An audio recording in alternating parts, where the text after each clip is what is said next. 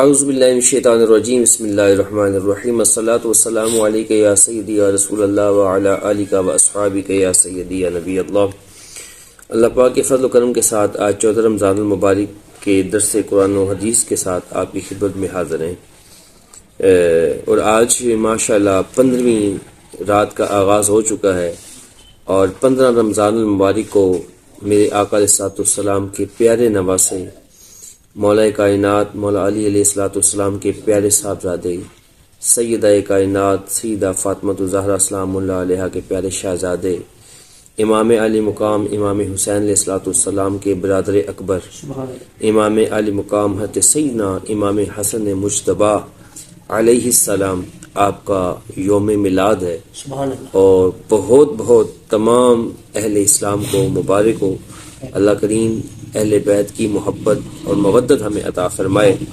اور جیسا آپ جانتے ہیں کہ آج بدھ ہے، اور کل جمعرات کو ہمارے مرکز میں جو ہفتہ وار عظیم الشان محفل پاک انعقاد ہوتی ہے، تو کل انشاءاللہ تعالی عظیم الشان انشاءاللہ جشن مولا حسن مجتبیٰ علیہ السلام انشاءاللہ منایا جائے گا، اور سب دوستوں کو میں دعوت بھی دوں گا کہ جمعرات کو مرکز حلقہ درود پاک but Chowk college road town شپ میں آپ تشریف لایا کریں۔ ہر جمعرات، چاہے وہ گرمی ہے، سردی ہے، عید کا دن ہے، کوئی بھی ہے، یہ جمعرات کی محفل جو ہے یہ مس نہیں ہوتی، تو اس لیے آپ اس میں ایک بار تشریف تو لائیں، تو پھر آپ دیکھیے گا کہ روحانیت اور معرفت کس عروج پہ ہے۔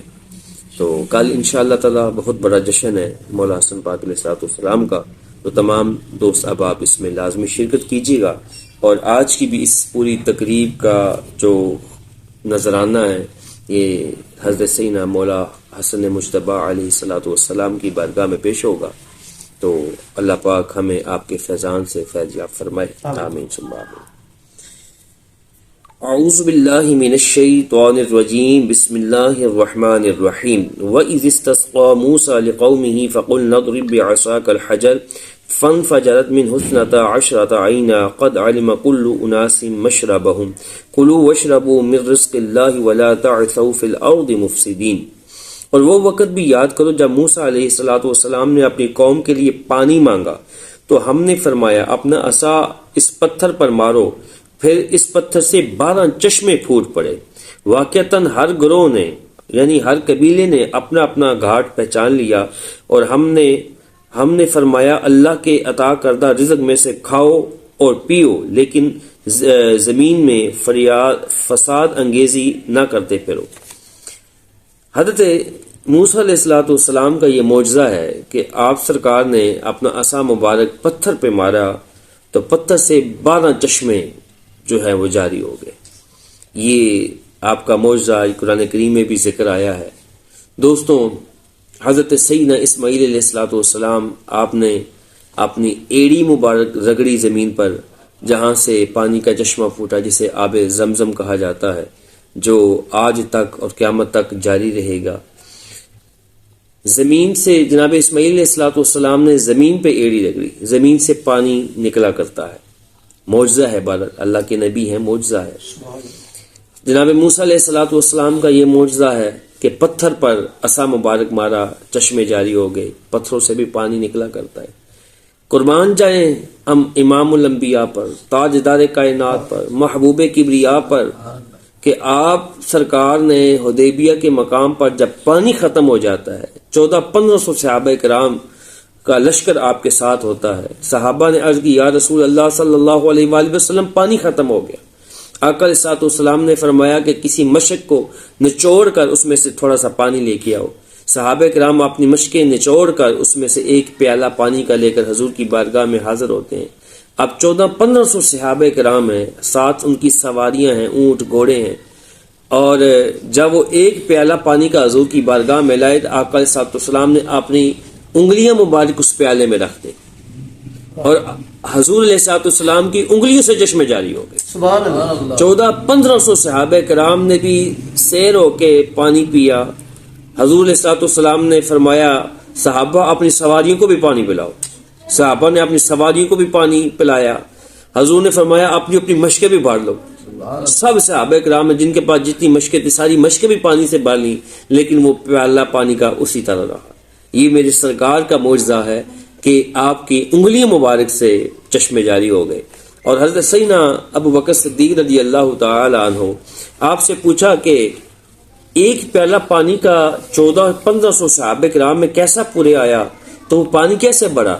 حضرت ابو بکر صدیق رضی اللہ تعالیٰ عنہ کا عشق مصطفیٰ دیکھیے، آپ فرماتے ہیں کہ وہ تو 1400-1500 صحابہ تھے نا، اگر حضور علیہ الصلوۃ والسلام کے جو انگلی مبارک سے چشمہ جاری ہوا لاکھوں بھی ہوتے تو وہ سب پیٹ بھر کے پانی پیتے اور پانی ختم نہ ہوتا۔ تو یہ میرے سرکار کا معجزہ اور شان ہے، سبحان اللہ۔ وَإِذْ قُلْتُمْ يَا مُوسَى لَن نَّصْبِرَ عَلَىٰ طَعَامٍ وَاحِدٍ فَادْعُ لَنَا رَبَّكَ يُخْرِجْ لَنَا مِمَّا تُنبِتُ الْأَرْضُ مِن بَقْلِهَا وَقِثَّائِهَا وَفُومِهَا وَعَدَسِهَا وَبَصَلِهَا قَالَ أَتَسْتَبْدِلُونَ الَّذِي هُوَ أَدْنَىٰ بِالَّذِي هُوَ خَيْرٌ اهْبِطُوا مِصْرًا فَإِنَّ لَكُم مَّا سَأَلْتُمْ وَضُرِبَتْ عَلَيْهِمُ الذِّلَّةُ وَالْمَسْكَنَةُ وَبَاءُوا بِغَضَبٍ مِّنَ اللَّهِ ذَلِكَ بِأَنَّهُمْ كَانُوا يَكْفُرُونَ بِآيَاتِ اللَّهِ وَيَقْتُلُونَ النَّبِيِّينَ بِغَيْرِ الْحَقِّ ذَلِكَ بِمَا عَصَوا وَكَانُوا يَعْتَدُونَ۔ اور جب تم نے کہا اے موسیٰ ہم فقط ایک کھانے یعنی من و سلوہ پر ہرگز صبر نہیں کر سکتے، بنی اسرائیل کے ساتھ اللہ نے بڑی لجپالی فرمائی ہے، کرم نوازی کی ہے، لیکن پھر وہ ان کا اعتراضات نہیں ختم ہوتے تھے۔ تو انہوں نے کہا ہم فقط ایک کھانے من و سلوہ پر ہرگز صبر نہیں کر سکتے، تو آپ اپنے رب سے ہمارے حق میں دعا کیجئے کہ وہ ہمارے لیے زمین میں اگنے والی چیزوں میں سے ساگ، کھکڑی، گیہوں، مسور اور پیاز پیدا کریں۔ اللہ اکبر، فرمائشیں دیکھیں۔ موسیٰ علیہ السلام نے اپنی قوم سے فرمایا کیا تم اس چیز کو جو ادنا سے بہتر چیز کے بدلے مانگتے ہو؟ اگر تمہاری یہی خواہش ہے تو کسی شہر میں جاؤ اتراؤ، یا یقیناً وہاں تمہارے لیے وہ کچھ میسر ہوگا جو تم مانگتے ہو۔ اور ان پر ذلت اور محتاجی مسلط کر دی گئی، وہ اللہ کے غضب میں لوٹ گئے، اور یہ اس وجہ سے ہوا کہ وہ اللہ کی آیتوں کا انکار کیا کرتے تھے اور انبیاء کو ناحق قتل کیا کرتے تھے۔ یہ اس وجہ سے بھی ہوا کہ وہ نافرمانی کیا کرتے تھے اور ہمیشہ حد سے بڑھ جاتے تھے۔ ان الذين آمنوا والذين عادوا والنصارى والصابئين من آمن بالله واليوم الآخر وعمل صالحا فلهم أجرهم عند ربهم ولا خوف عليهم ولا هم يحزنون۔ بے شک جو لوگ ایمان لائے اور جو یہودی ہوئے، جو نصارہ اور صابی تھے، ان میں سے جو بھی اللہ پر اور آخرت کے دن پر ایمان لایا اور اس نے اچھے عمل کیے تو ان کے لیے ان کے رب کے ہاں ان کا اجر، اور اس پر نہ کوئی خوف اور نہ وہ رنجیدہ ہوں گے۔ صدق اللہ مولانا العظیم۔ انشاءاللہ تعالی اب تو ہم یہ قرآن کریم کا ترجمہ مختصر بیان کرتے ہیں، انشاءاللہ آہستہ آہستہ اللہ کے فضل سے ہم یہ ترجمہ مکمل کریں، پھر دوبارہ جب شروع کریں گے تو انشاءاللہ ساتھ ان آیات کی تفسیر بھی مختصر آپ کی خدمت میں پیش کیا کریں گے انشاءاللہ تعالی۔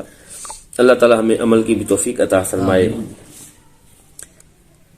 بسم اللہ الرحمن الرحیم۔ حضرت عمران بن حسین سواد کے ساتھ حسین رضی اللہ تعالیٰ عنہ نے فرمایا کہ انہوں نے حضرت مولا کائنات مولا علی علیہ الصلوۃ والسلام کے ساتھ بصرہ میں نماز پڑھی تو انہوں نے وہ نماز یاد کروا دی جو ہم رسول پاک صلی اللہ علیہ وآلہ وسلم کے ساتھ پڑھا کرتے تھے۔ انہوں نے بتایا کہ آپ صلی اللہ علیہ وسلم جب اٹھتے اور جھکتے تو تکبیر کہا کرتے تھے۔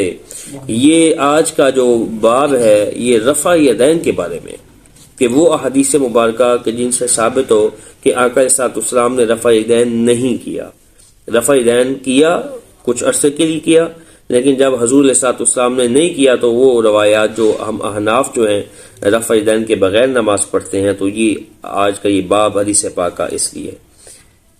حضرت ابو سلمہ سے روایت ہے کہ حضرت ابو ہریرہ رضی اللہ تعالیٰ انہیں نماز پڑھایا کرتے تھے تو وہ جب بھی جھکتے اور اٹھتے تو تکبیر کہتے، یعنی اللہ اکبر کہتے، رفع یدین ہاتھ نہیں اٹھاتے تھے۔ جب فارغ ہوئے اور تو فرمایا کہ تم میں سے میری نماز رسول پاک صلی اللہ علیہ وسلم کی نماز سے زیادہ مشابہت رکھتی ہے۔ مطرف بن عبداللہ روایت کرتے ہیں کہ میں نے اور حضرت عمران بن حسین نے حضرت علی بن ابی طالب رضی اللہ تعالیٰ عنہ کے پیچھے نماز پڑھی. جب ان نے سجدہ کیا تو تکبیر کہی، جب سر اٹھایا تو تکبیر کہی، جب 2 رکعتوں سے اٹھے تو تکبیر کہی. جب نماز مکمل ہو گئی تو حضرت عمران بن حسین نے میرا ہاتھ پکڑ کے فرمایا انہوں نے مجھے یاد کرا دیا کہ یہ محمد مصطفیٰ صلی اللہ علیہ وسلم کی نماز ہے، یا فرمایا انہوں نے مجھے تو محمد مصطفیٰ صلی اللہ علیہ وسلم کی نماز جیسی نماز پڑھائی. حضرت ابو بکر بن عبد الرحمن رضی اللہ تعالیٰ عنہ نے حضرت ابو ہریرہ رضی اللہ تعالیٰ عنہ کو فرماتے ہوئے سنا کہ رسول پاک صلی اللہ علیہ وسلم جب نماز کے لیے کھڑے ہوتے تو کھڑے ہوتے وقت تکبیر کہتے، پھر رکوع کرتے تکبیر کہتے، پھر سمیع اللہ لمن حمدہ کہتے، جبکہ رکوع سے پیٹھ کو سیدھا کرتے، پھر سیدھے کھڑے ہو کر ربنا لک الحمد کہتے، پھر جھکتے وقت بھی تکبیر کہتے، پھر سر اٹھاتے وقت بھی تکبیر کہتے، پھر سجدہ کرتے وقت بھی تکبیر کہتے، پھر سجدے سر اٹھاتے وقت بھی تکبیر کہتے، پھر ساری نماز اسی طرح کرتے یہاں تک کہ پوری ہو جاتی. جب 2 رکعتوں کے آخر میں بیٹھنے کے بعد کھڑے ہوتے تو تکبیر ہی کہتے. حضرت ابو سلمہ بن عبد الرحمن سے روایت ہے کہ حضرت ابو ہریرہ رضی اللہ تعالیٰ عنہ ہر نماز میں تکبیر کہتے، خواہ وہ فرض ہوتی یا دوسری، ماہ رمضان میں ہوتی یا دوسری. جب کھڑے ہوتے تو تکبیر کہتے، جب رکوع کرتے تو تکبیر کہتے، جب سمیع اللہ لمن حمدہ کہتے تو پھر سجدہ کرنے سے پہلے بھی ربنا ولک الحمد کہتے، پھر سجدے کے لیے جھکتے تو اللہ اکبر کہتے، جب سجدے سے سر اٹھاتے تو تکبیر کہتے، پھر دوسرا سجدے کرتے تو تکبیر کہتے، پھر سجدے سے سر اٹھاتے تو تکبیر کہتے، پھر جب دوسری رکعت کے بعد قعدہ سے اٹھتے تو تکبیر کہتے. ہر رکعت میں ایسے ہی کرتے یہاں تک کہ نماز سے فارغ ہو جاتے. پھر فارغ ہونے پر فرماتے قسم اس ذات کی جس کے قبضہ قدرت میں میری جان ہے، میری نماز تم میں سب سے زیادہ رسول پاک صلی اللہ علیہ وسلم کی نماز کے ساتھ زیادہ مشابہت رکھتی ہے. حضور اکرم صلی اللہ علیہ وسلم نے تا دم وصال اسی طریقے سے نماز ادا فرمائی. حضرت ابو قلابہ سے روایت ہے کہ حضرت مالک بن حویرث رضی اللہ تعالیٰ نے اپنے ساتھیوں سے فرمایا کیا میں تمہیں رسول پاک صلی اللہ علیہ وسلم کی نماز نہ بتاؤں؟ یہ نماز کے معینہ اوقات کے علاوہ کی بات ہے. پس انہوں نے قیام کیا، پھر رکوع کیا تو تکبیر کہی، پھر سر اٹھایا تو تھوڑی دیر کھڑے ہوئے، پھر سجدہ کیا، پھر تھوڑی دیر سر اٹھائے رکھا، پھر سجدہ کیا، پھر تھوڑی دیر سر اٹھائے رکھا. انہوں نے ہمارے ان بزرگ حضرت عمرہ بن سلمہ کی طرح نماز پڑھی. ایوب کا بیان ہے کہ وہ ایک کام ایسا کرتے کہ جو اس میں سے کسی کو کرتے ہوئے نہیں دیکھا. وہ دوسری اور چوتھی رکعت میں بیٹھا کرتے. فرمایا ہم رسول پاک صلی اللہ علیہ وسلم کی بارگاہ میں حاضر ہوئے تو آپ کے پاس ٹھہرے. آپ صلی اللہ علیہ وسلم نے فرمایا کہ جب تم اپنے گھر والوں کے پاس واپس جاؤ تو فلاں نماز فلاں وقت میں پڑھنا. جب نماز کا وقت ہو جائے تو تم میں سے ایک اذان کہے، جو بڑا ہو وہ تمہاری امامت کرے. حضرت علقمہ رضی اللہ تعالیٰ روایت کرتے ہیں کہ حضرت عبداللہ بن مسعود رضی اللہ تعالیٰ عنہ نے فرمایا کہ کیا میں تمہیں رسول پاک صلی اللہ علیہ وسلم کی نماز نہ پڑھاؤں؟ راوی کہتے ہیں پھر انہوں نے نماز پڑھائی اور ایک مرتبہ کی سوا اپنے ہاتھ نہ اٹھائے رفع یدین کے لیے. امام نسائی کی بیان کردہ روایت میں ہے کہ پھر انہوں نے ہاتھ نہ اٹھائے. حسن بن علی، معاویہ، خالد بن عمرہ اور حضرت حذیفہ روایت کرتے ہیں کہ سفیان نے اپنی سند کے ساتھ ہم سے حدیث بیان کی کہ حضرت عبداللہ بن مسعود رضی اللہ تعالیٰ نے پہلی دفعہ ہی ہاتھ اٹھائے اور بعض نے کہا کہ ایک ہی مرتبہ ہاتھ اٹھائے. حضرت براء بن عازب روایت کرتے ہیں کہ رسول پاک صلی اللہ علیہ وسلم جب نماز شروع کرتے تو دونوں ہاتھ کانوں تک اٹھاتے، پھر دوبارہ ایسا نہ کرتے. حضرت اسود روایت کرتے ہیں. اچھا، اس حدیث میں یہ بھی ہے کہ یہ حضرت داؤد شریف کی ہے کہ بعض جو ہے وہ کندھوں تک ہاتھ اٹھاتے ہیں اور ہم کانوں کے تک ہاتھ اٹھاتے ہیں. اس حدیث سے یہ کانوں والا مسئلہ بھی حل ہوتا ہے کہ سرکار کانوں تک ہاتھ اٹھایا کرتے تھے. حضرت اسود روایت کرتے ہیں کہ حضرت عبداللہ بن مسعود رضی اللہ تعالیٰ عنہ صرف تکبیر تحریمہ کے وقت ہاتھ اٹھاتے تھے، پھر نماز میں کسی اور جگہ ہاتھ نہ اٹھاتے. یہ عمل حضور پاک صلی اللہ علیہ وسلم سے نقل کرتے. حضرت عبداللہ بن مسعود رضی اللہ تعالیٰ عنہ روایت کرتے ہیں کہ میں نے نبی اکرم صلی اللہ علیہ وسلم اور حضرت ابوبکر، حضرت عمر فاروق کے ساتھ نماز پڑھی. یہ سب حضرات صرف نماز کے شروع میں ہی اپنے ہاتھ بلند کیا کرتے تھے. حضرت عبداللہ بن عمر رضی اللہ تعالیٰ عنہ بیان کرتے ہیں کہ میں نے رسول پاک صلی اللہ علیہ وسلم کو دیکھا کہ آپ صلی اللہ علیہ وسلم نے نماز شروع کرتے وقت اپنے ہاتھوں کو کندھوں تک اٹھایا، اور جب آپ رکوع کرنا چاہتے اور رکوع سے سر اٹھاتے تو ہاتھ نہیں اٹھاتے تھے، اور بعض نے کہا کہ دونوں سجدوں کے درمیان بھی نہیں اٹھاتے تھے. حضرت اسود بیان کرتے ہیں کہ میں نے حضرت عمر بن خطاب رضی اللہ عنہ کو دیکھا کہ انہوں نے تکبیر تحریمہ کہتے وقت دونوں ہاتھ اٹھائے، پھر بقیہ نماز میں ہاتھ نہیں اٹھائے.